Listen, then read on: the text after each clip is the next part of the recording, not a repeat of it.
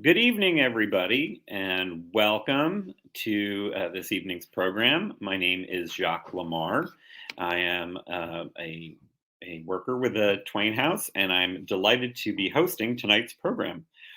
Tonight, we're going to be welcoming author Reyna Grande and our moderator, Bessy Reyna, for a discussion of Reyna Grande's new book, A Ballad of Love and Glory.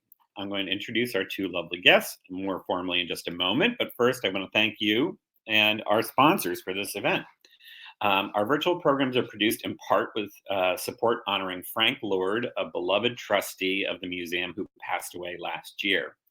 We here at the museum are happy to honor his memory with these programs, which we know he would have loved. And we are incredibly grateful to the Wish You Well Foundation and CT Public WNPR for supporting tonight's program and all our other virtual programs. One of the benefits of this being a virtual program is that you, as the audience, can have your own conversation in the chat alongside our guest discussion tonight, and we encourage you to do so.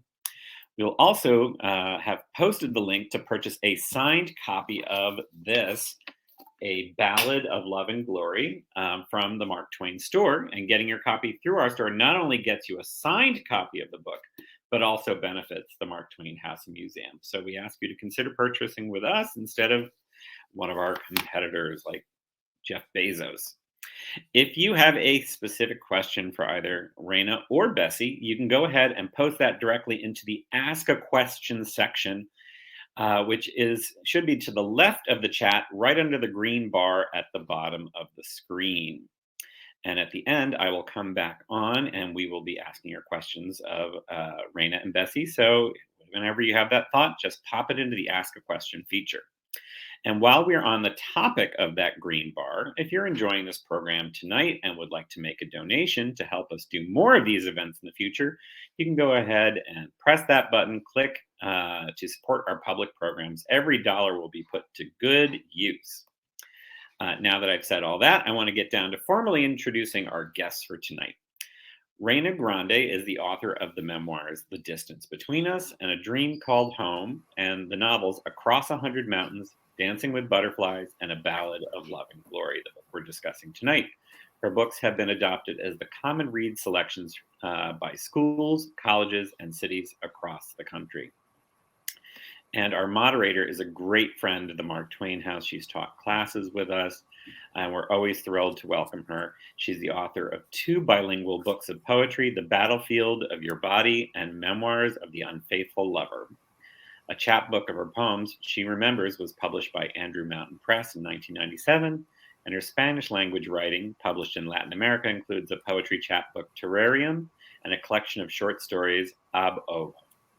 Her poetry can be found in numerous anthologies, and Bessy will be doing a poetry reading at Heritage Farm in Bolton, Connecticut on April 24th at 4 p.m., and I know she would be delighted to welcome you.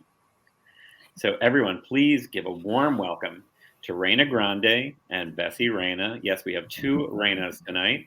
I'm going to sit back and enjoy this lovely conversation, and I'll be back for the Q&A. So don't forget to post your questions under the Ask a Question feature. And Bessy, would you please let me know when we're ready to move to audience questions? I will. Wonderful. Well, I'm looking forward to enjoying this. Take it away. Well, it's a great honor for me and a great pleasure to be able to be the person introducing you to, again, Connecticut and everybody else who's watching us tonight.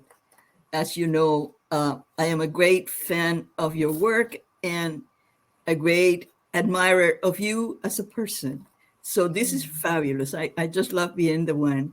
And I have a number of questions. And as I said to you before, some of them have a little bit of an intro. So I'm going to read them because I don't want to leave anything out. And the first one is, you have published at least 5 books in 15 years, from fiction to memoir, and you have also adapted your book, The Distance Between Us, as a young adult. In that book, you wrote about your very painful childhood experiences living with your paternal grandmother after your parents left you to come to the U.S.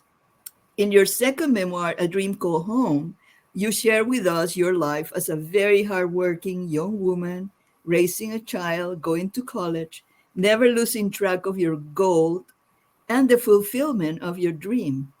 Now, in your latest book, A Ballad of Love and Glory takes us into a completely different narrative.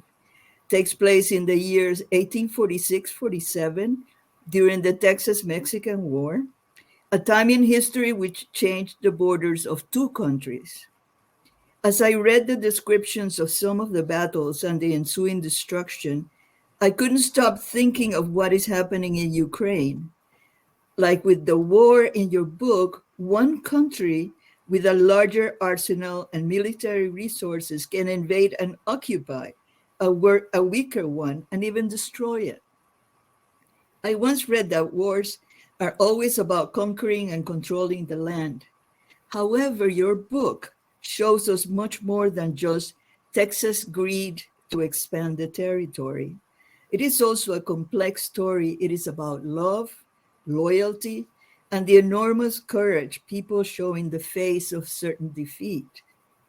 Can you share with the audience how this book came about and what first inspired and motivated you to write this historical saga? And how much of this history you knew before you started writing? Mm-hmm. Wow, thank you so much for this question. And thank you, Bessy, for being here with me, sharing the virtual stage with me. It's always such a pleasure to see you. And thank you, everybody who has logged in today to partake of our conversation and to join in. And I'm really looking forward to the question and answer session at the end.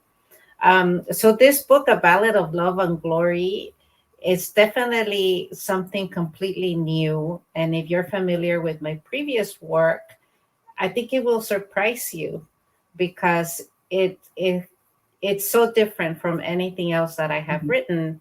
And yet it still explores some similar themes that I have explored in my other work.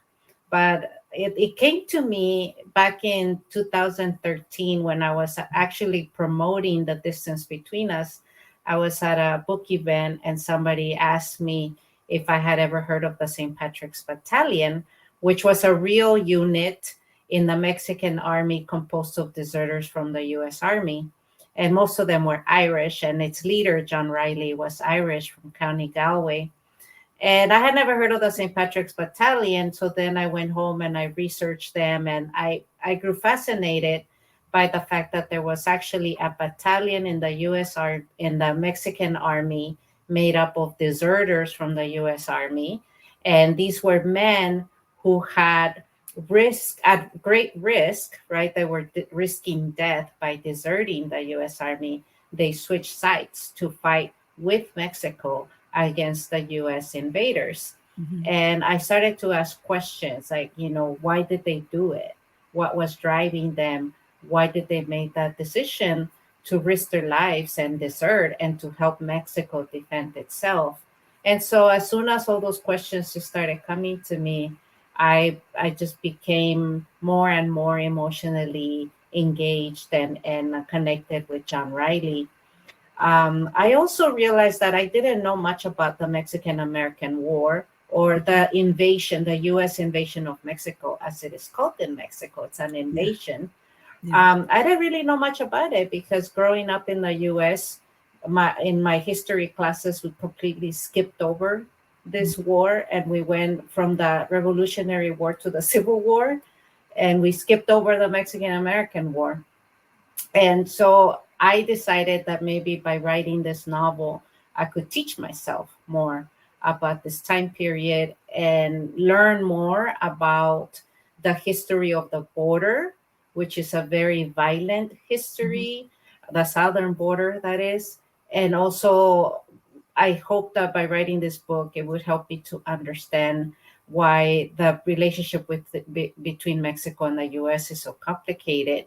And then on a personal level, I hope that as a Mexican immigrant who has lived most of her life in the United States, I hope that it would empower me learning this history, reclaiming this history, and also offering a corrective history.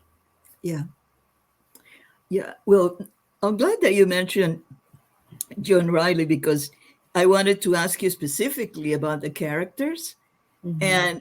and I'd like to ask you about the female characters first. Ximena, the widow, and her grandmother, who's a healer. And I heard you say in an interview that Ximena was introduced to you by the poet John Greenleaf Whittier in a poem called Angels of Buena Vista. And to me, when I heard you say that, it was as if the poet was saying to you, I will be your collaborator. The two of you enter into that magical moment when one piece of art, Ximena, in a poem is transformed by you into another Ximena. And I just love that idea. And tell me how Nana Hortensia, the grandmother and healer, who's such an important feature also in her life. I was fascinated by the number of herbs and all the uses that you mentioned. And it's like, where did Reyna find all this information? I mean, it's fascinating, the number of things. I started writing like the herbs and everything. It's just amazing. Yeah, thank you. Well, it's funny. Okay, so we'll talk about Ximena, but I have to say that when I first started the novel, I thought it was just going to be about John Riley and the St. Patrick's Battalion. But then I discovered that poem by John Greenleaf Whittier. And I was actually living in the city of Whittier when I discovered the poem by John Greenleaf Whittier. And it was a poem that surprised me because it was written in 1847, right in the midst of the war. And it's very pro-Mexican. You know, John Greenleaf Whittier wrote a poem about these Mexican women who are out in the battlefield tending to the wounded from both sides. And the protagonist of the poem is Ximena. And I started to wonder, you know, who is this woman? What is she doing in the battlefield? How did she get there? Who did she lose during this war? And I realized that I had found my female lead for the novel. And so she was really difficult to write versus John Riley, because John Riley is a real historical figure. And so there's a few books written about John Riley and the St. Patrick's Battalion. So I had enough information about him to be able to at least know what he did. And my job in bringing him to life was to understand why he did it, right? And how he felt throughout the all the events I write about. But with Ximena, there was absolutely nothing, because it was just that poem about her in the battlefield. So then I had to create her from scratch. And it took me a really long time to figure her out. But one of the aha moments I had with her was once I realized how the Mexican-American War happened because of all the things that happened in Texas, right before the Texas Rebellion and during the Texas Rebellion, and then right after. And I realized that Ximena needed to be from Texas. And she and her family had participated in the Texas Revolt. And anyway, so once I realized these things about her and her background and her backstory, it became easier to write about her. And of course, I gave her, her grandmother is a healer, a folk healer, because my grandmother was a folk healer.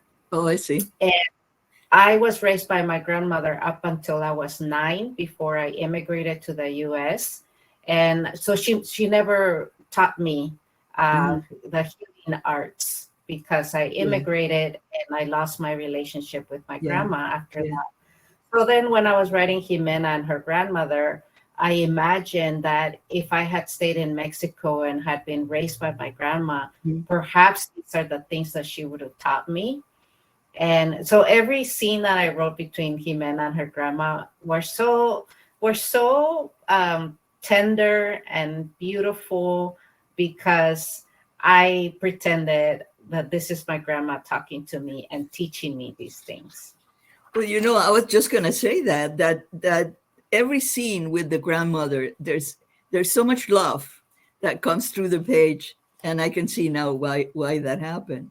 So now you have been mentioning John Riley, but I wanted to ask you, because I think he was a man of extraordinary courage and trying to find his way to his family back in Ireland. And he's such a compelling figure, a devout Catholic, a patriot, a deserter, and a family man who's trying to make a living for his family. And then you have this really nasty guy, General Santana, who was president on and off, a chista, narcissist, control of the units in Mexican army. And how much research, and you have mentioned this a little bit, but how much did you have to research to develop these two characters, Santana and Well, Riley? I think to write this novel, I read over 100 books. Oh my God. And You for got an A John, plus or something, right? I should have kept a list of every single book I read because it was a lot. And I started with John Riley. I started, history books about John Riley and the St. Patrick's Battalion. Then from there, I read everything I could about the Mexican-American War.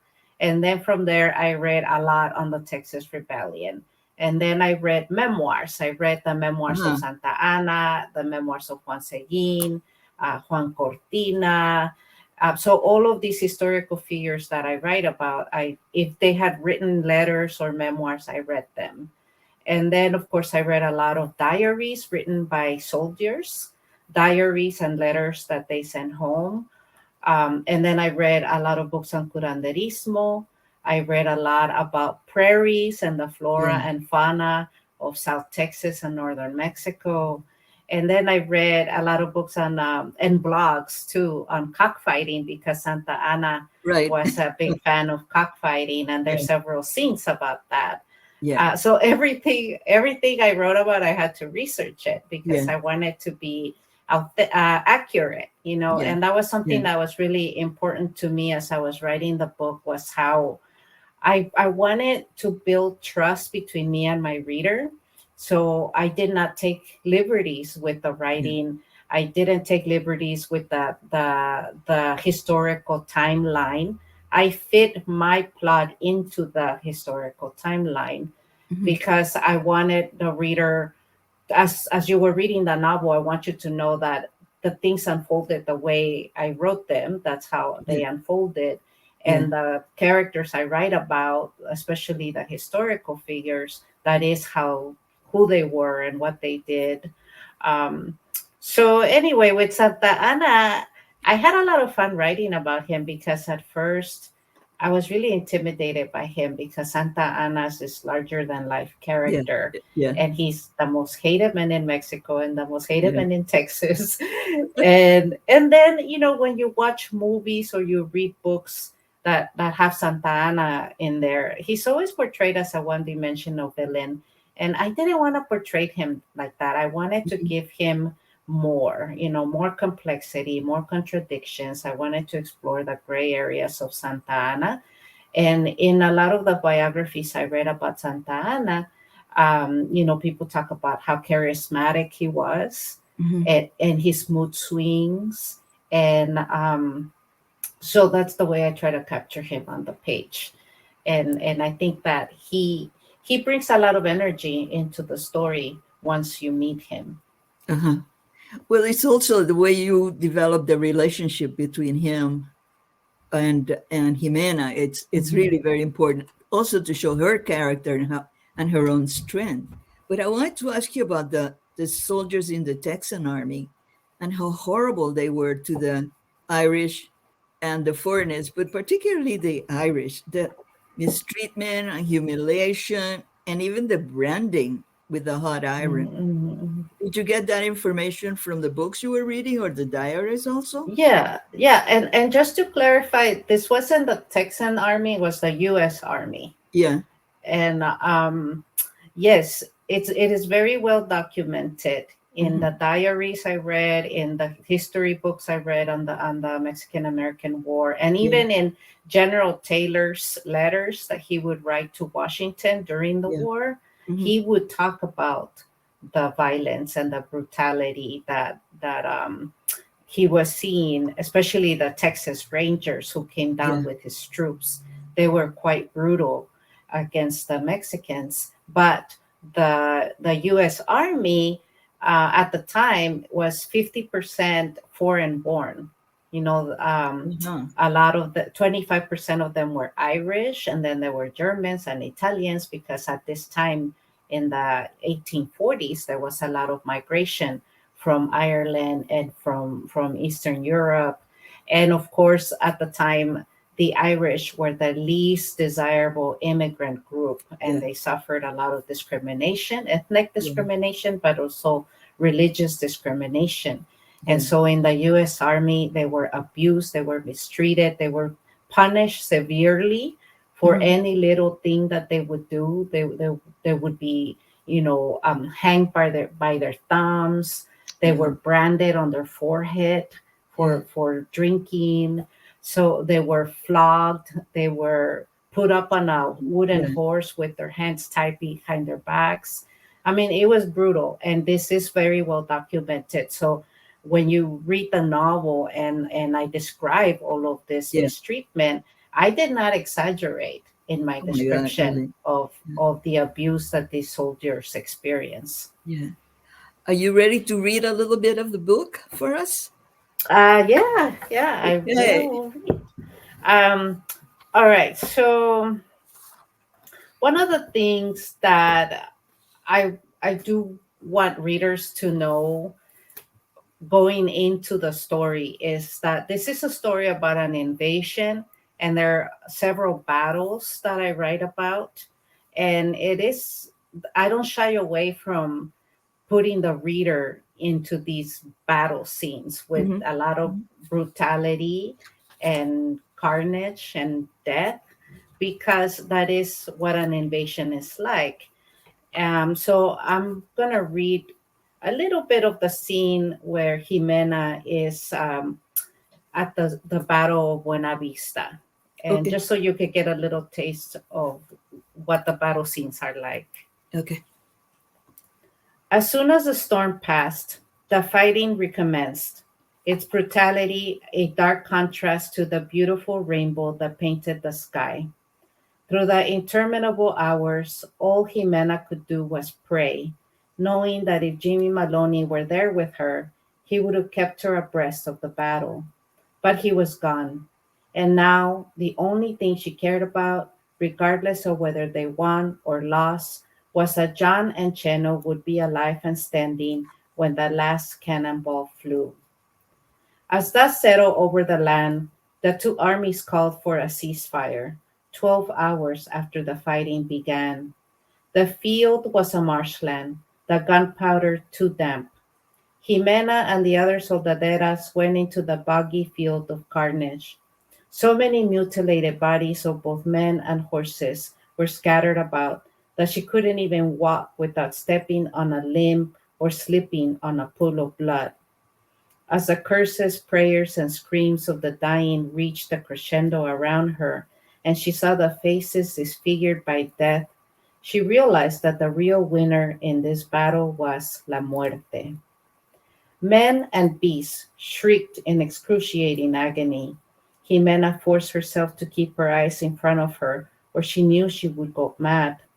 The wounded were being carried out to the hospital tent, but the dead lay everywhere. The soldaderas roamed the battlefield anxiously as they sought their men. Their wails mingled with the anguished cries of the dying. But sometimes the cries were of jubilation when a wife found her husband in the muck still alive and intact.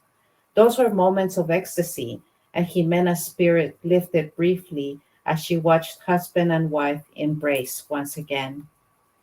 She knew that she needed to work quickly, find those who could be saved, and leave the rest to their fate. God have mercy on us all, she thought.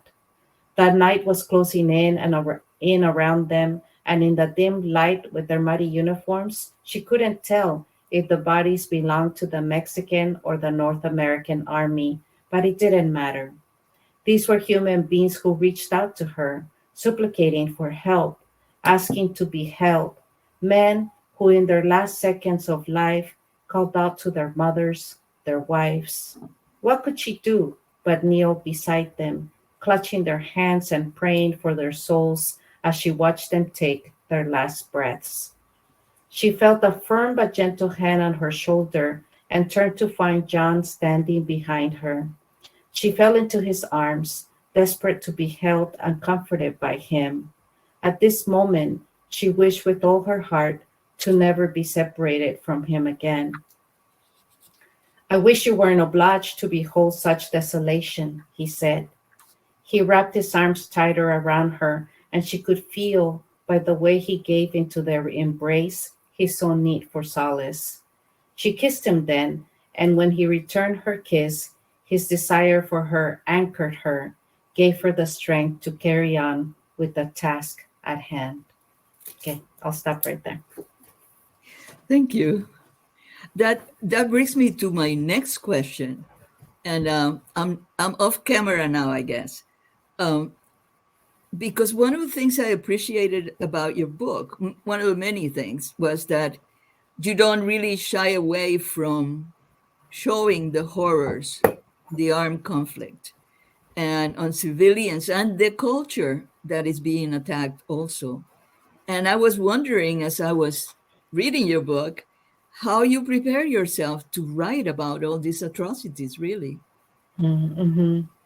Well, actually, COVID-19 helped me to prepare for this because, because when COVID first started, the pandemic first started in March of 2020, I was working on the book. And whenever I wrote, especially these battle scenes or very difficult scenes, I try to channel everything that I myself was experiencing into the book. So when the pandemic, while we were living through the pandemic, and of course we still are in a way, I was experiencing, like most of you, a lot of fear and worry and stress and depression and uncertainty about the future.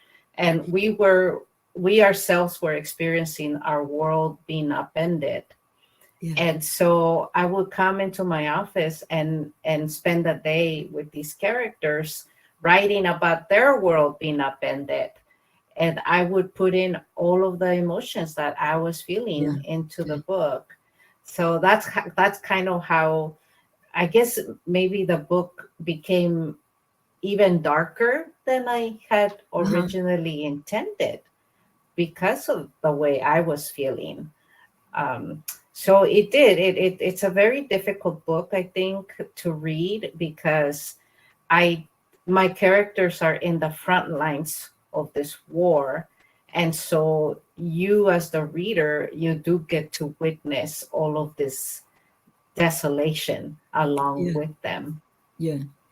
Well, one of the things that I kept thinking about is how descriptive everything is. And it's almost like I'm watching a movie in a sense, because everything that you describe, the mud, the horses, everything is so real that it almost feels like I'm watching a documentary about the war in some ways. One of the questions I have for you still, it's about San Patricios, because they're such an important part of the story when John Riley creates this group of people that and really encourages them to desert to the Mexican side, and what happens to them if they get caught, and how they are treated, the differences between the two armies' treatment of these Irish people, basically. So one question that I was curious about is, do they have any descendants from the soldiers in Mexico that you know of? Mm-hmm. I don't really know a whole lot about their descendants. And especially for John Riley, I didn't really know because nobody knows what happened to him after the war. Yeah, once he disappears from the military records, that's it. Like, we don't really know what happened to him. And so as a novelist, it was up to me to kind of give him that ending that I thought he might have had. But in regards to the other San Patricios, I mean, there's some that decided to stay in Mexico and make a life there. I know one of the historians that whose book I read to do my research, Michael Hogan, he wrote a book called The Irish Soldiers of Mexico. He's a descendant from one of the San Patricios. Oh, okay. Mm-hmm. So I know there's some, but I didn't personally, besides Michael Hogan, I didn't find more of them. The other question I have, because I had so many questions reading your book about how did you do this? How did you get this? The Gaelic words, you have so many of them. Did you go to Ireland while you were writing? And what happened when you got to Ireland? Well, I didn't go to Ireland until I was pretty much done with the book because of COVID. I wasn't able to travel there while I was writing it. But what I did was I read a lot of 19th century literature, especially literature on the Irish peasantry. And I try to capture the voice and the way they spoke, Irish sayings, and even the Irish, the structure, the sentence structure also was different. And I made a list of all the vocabulary that they use that I don't use, or that, in American English we don't use. Yeah. But so I paid very close attention to all the vocabulary in the book. And then I consulted with some Irish historians. I reached out to a historian in Ireland, and I told them that I was writing this manuscript, and I asked them if he would read my manuscript to just help me find whatever mistakes I had made. And he was really helpful. He actually read the manuscript twice. And we would talk a lot about John Riley, because one of the things I really wanted to do was to make a very strong connection between Ireland and Mexico. Right. And it was really important to me that John Riley is very aware of the similarities between both countries. And especially I wanted him to make a comparison with how Ireland was a country that was oppressed by an Anglo-Saxon Protestant nation. Yeah. And the Irish people had lost everything, right? Lost their lands, they were losing their language, they were losing their religion. So he kind of made a connection with Mexico, in that to him, he saw Mexico becoming another Ireland, with the United States invading the country, trying to take away, Mexico's lands. And he wanted to help Mexico defend itself in a way that he wished that he could help Ireland defend itself against the English. Yeah. Reyna and Bessy, we're going to see if we can try and bring Bessy back on screen. That's okay. Oh, but you're so lovely to look at. Oh, thank you. I told you he's my, fan. Okay. So Bessy, in the lower left-hand corner, if you drag your cursor over there, you should see your name. No, I don't. You don't? On my screen, I've got at the very bottom of the screen that Reyna is appearing on, there should be, if you bring your cursor over, you'll see your name pop up, hopefully. Nope. If you hover it over the purple icon. Darn, I don't have any of that. Hold one sec. Let me see if I can just go to no, it's not there either. Another option, Bessy, would be for you to ask another amazing question of Reyna, and while she's answering it, you could log out and log back in, maybe. Oh, we waiting for her to reconnect. So whatever she just did disconnected her. So yeah, maybe we could read some of the comments on the chat. Well, there is someone, Carolyn. Are you able to see it, Reyna? Or yeah, so Carolyn says, I attended Whittier Elementary School in Albuquerque, and I never had any idea of a connection between Whittier and the Southwest. Yeah, so the city of Whittier is a suburb of Los Angeles. That's the city where I was living when I first found Whittier's poems. So he does have a connection there. And I thought it was really interesting, finding a poem written by a white American poet that was very, very pro-Mexican. And I was very grateful that he wrote this poem. And when I did some research on the poem, I found out that he was inspired to write the poem by a letter that a U.S. soldier had written home about the Mexican women that were out in the battlefield. So he was inspired to write his poem by a letter, and I was inspired to write my novel by this poem. So it's interesting, right?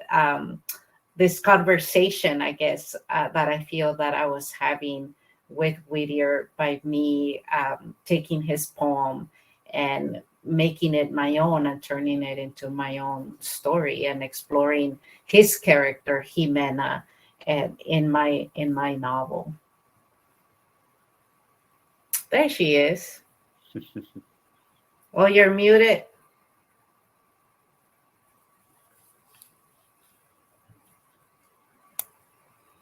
I don't know what's happening. Oh, there you are.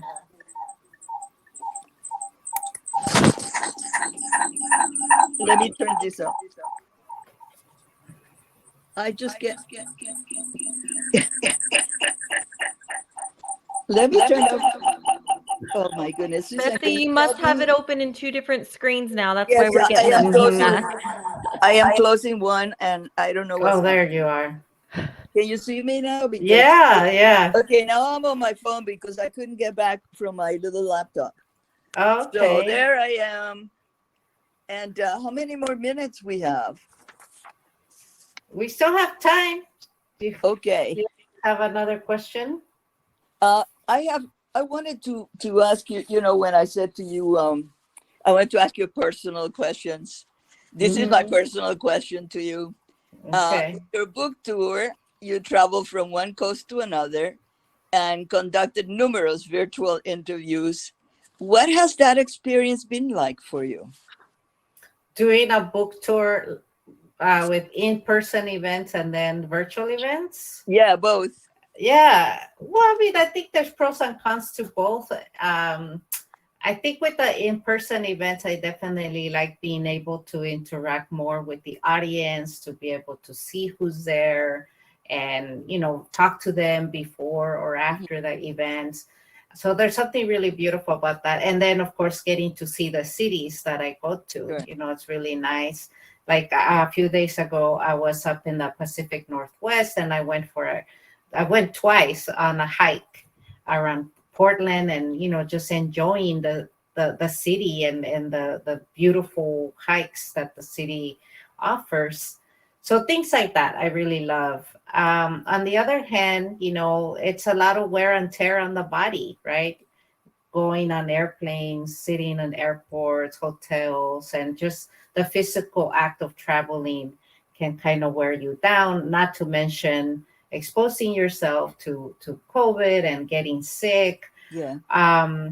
With the virtual events, I think what's really nice is being able to do them from my house. And, like you get to come into my space. This is my office. This is where I write. And we get to connect. Even, look at, you're in the East Coast, I'm in the West Coast. And yes, here we are together hanging out in this space. But of course, I don't get to meet the audience. I don't get to see them. And I think for me, that's always disappointing, because that's one of the highlights for me when I do events, is getting to see the people that come out and making those connections. And you have had so many. I remember one of your photographs where you had a line of people waiting to meet you and sign your book. Really wonderful. I want to ask you too about when I first interviewed, when you came to the Hartford Public Library for the gala, you were the keynote, and they're still talking about it, by the way. You really, oh, nice. It really made such an impression.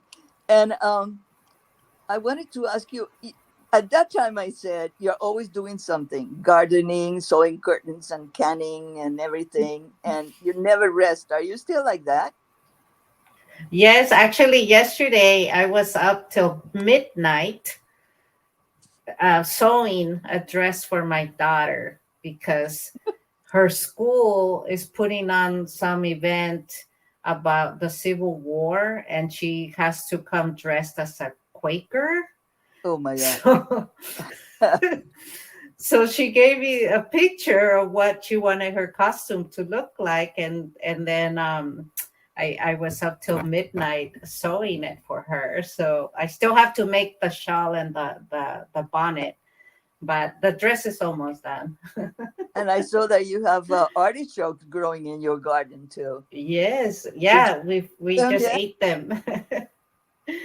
I Uh, ate my first 2 artichokes that have come in. They look beautiful, by the way. They're beautiful. Yeah. In a Ballad of Love and Glory, it's been so successful. And I'm sure you're working on another project because you always have 2 projects going. Can you tell us about what your next project is, or the one that you want people to know about? Yeah, so I have another book coming out in June. It's this one called So- Somewhere We Are Human, Authentic Uh-huh. Voices on Migration, Survival, and New Beginnings.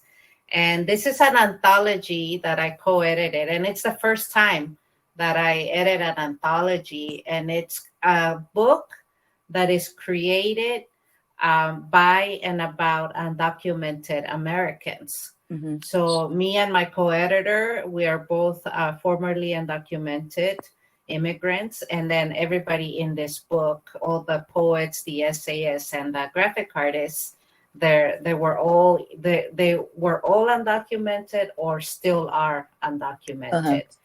And to me, it's a really beautiful book because what we try to do when we were selecting the pieces for this was we wanted to make sure we were inclusive of other voices, not just Latino immigrants, because obviously undocumented Americans come from all over the world, not just Latin America. Right. And so you're gonna find, people from Korea, from Nigeria, from the Philippines, so different parts of the world, and that's what I love about this book. So I hope you pick it up in June when it comes out. Oh, it's in June. Okay. Can people order it ahead of time? Yes, yeah. Please do pre-order it. Okay. Pre-orders are so important. Okay. Now, Jack, you can get ready because I'm going to ask the last question. And did the little girl left behind in Mexico, living with her siblings and a not very nice abuela, ever thought you would become such a respected and widely read author? No, I mean, not at all. I don't think. I definitely, to me, when I look back on my life, I always feel that it's been so magical. My journey to becoming the person that I am today, especially the writer that I am today. And one of the things that I'm really grateful for, of course, and I mentioned this at my keynote, was how public libraries were so important to me and how they played a big part in me becoming a writer, because it was, once I immigrated to Los Angeles and I had a public library in my neighborhood, I became an avid reader. And once I fell in love with books, I fell in love with stories. Then from there, my desire to write my own stories was born. And I know that in Mexico, living in poverty, I would have never even discovered books. I wouldn't have been able to develop my love of reading, because books are luxuries in Mexico, especially in my hometown where we don't have public libraries. So if you're poor, reading is a luxury. Buying a book costs you two days worth of wages.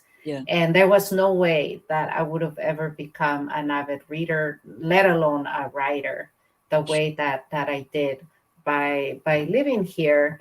But I mean, I think for me, because I never forget where I came from, I always try to honor that opportunity, honor the privilege that I now have as a published writer, by using my work as a way to advocate for my community, And this book, Somewhere We Are Human, was born out of the need for me to use my platform and use my success as a writer to give others an opportunity, right? To elevate the voices of other immigrants.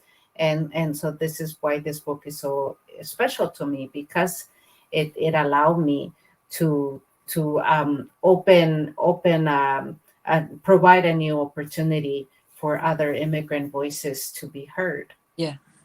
Thank you. Well, I'm going to sign off now, and it's been a real pleasure to talk to you. And I hope to see you in person soon. And Jax, take it away. All right. Thank you so much, Bessy. Are you going to hang around, Bessy, or are you leaving us?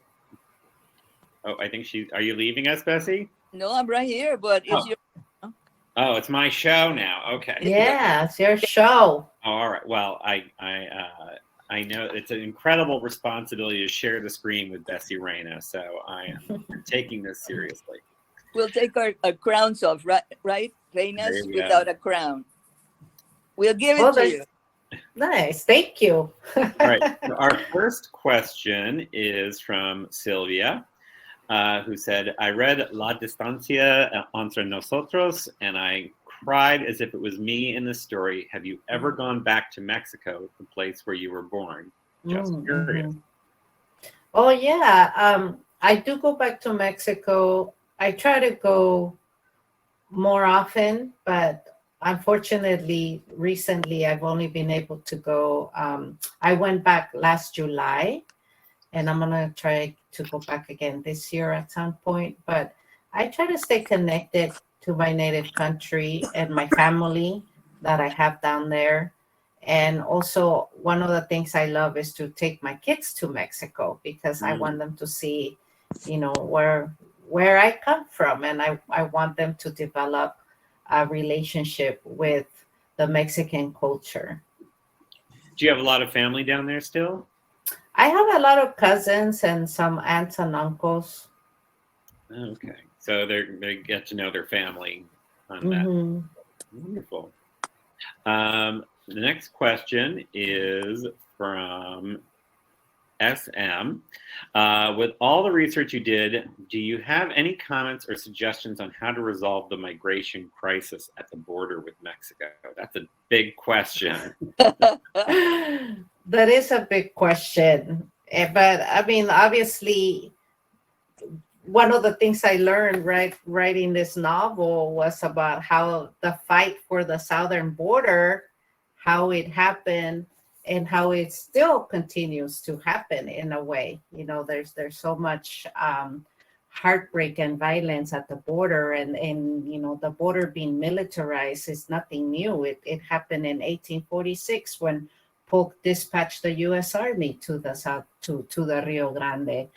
One of the things that I feel it's important, though, is for us to recognize the Mexican Americans who live in this country as part of the United States, and understanding how they were here first, right?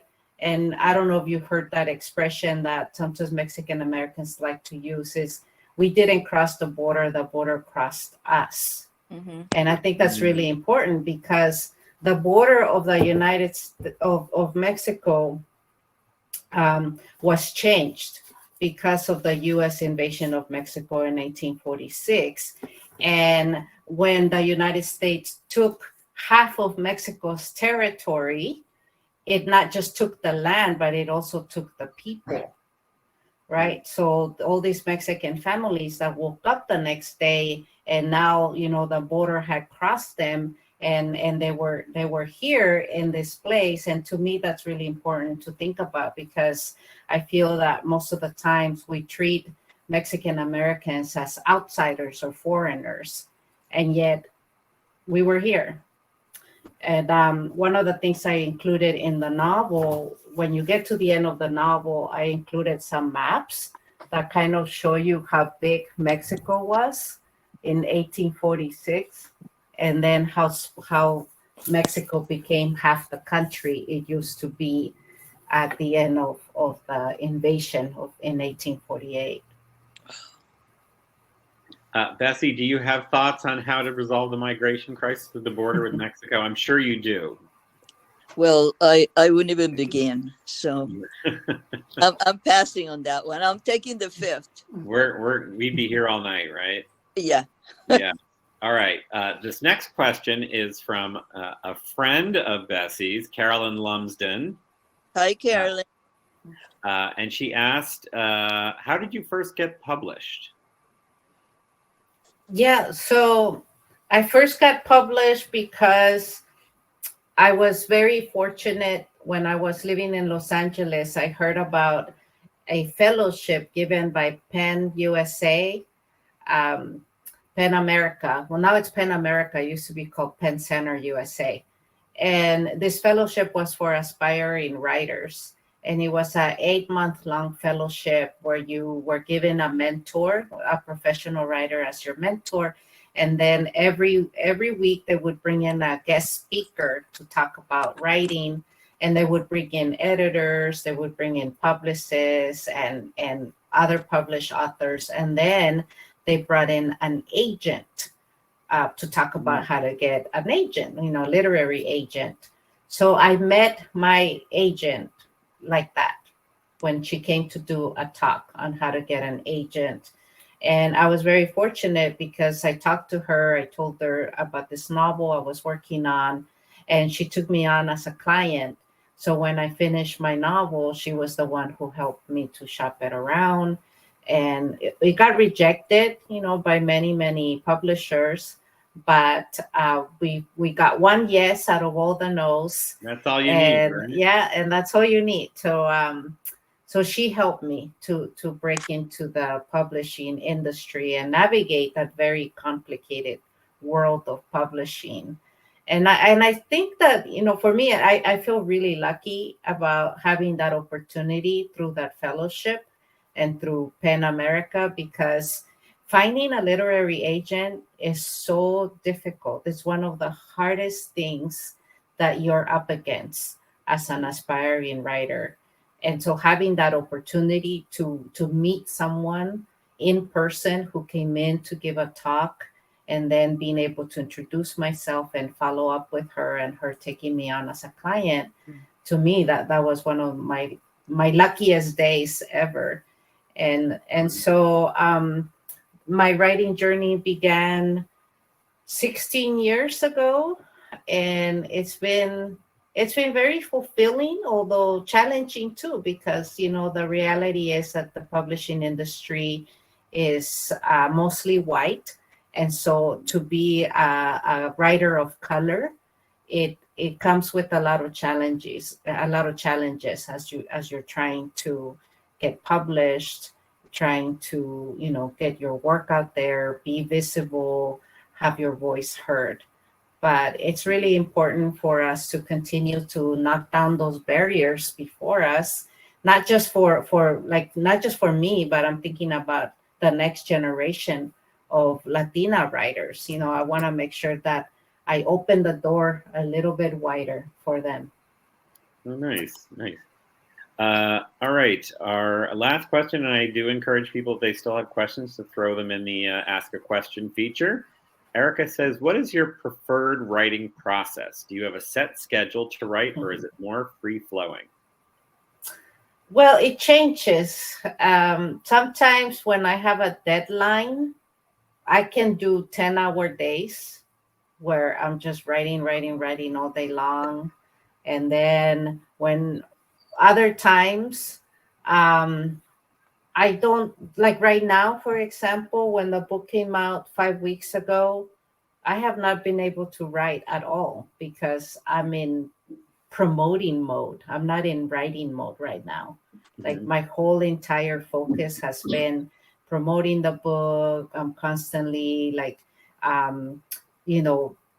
putting out like social media stuff, trying to find ways of like, how else am I going to promote this book?